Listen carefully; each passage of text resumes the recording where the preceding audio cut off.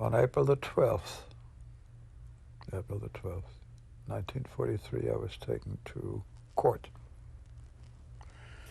My trial, the state attorney, I think they call it here, district attorney, state attorney, asked for the death penalty.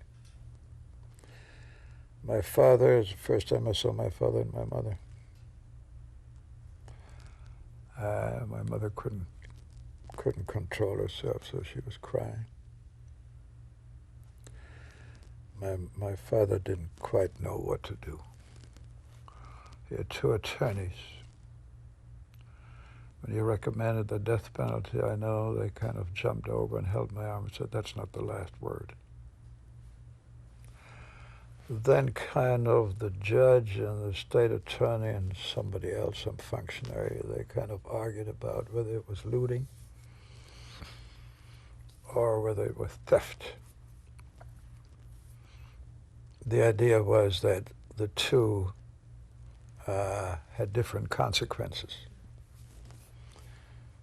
And so they retired then. When he came back, the judge decided, or had decided, that it was, well, before that they had an argument, and the state attorney said, I would call it theft, but this man, having had intimate contact with our enemy and being the leader of the Edelweiss-Piraten, having destroyed state goods, state property, does not deserve any kind of consideration. Well, when the judge came back, I said, on the grounds of his outstanding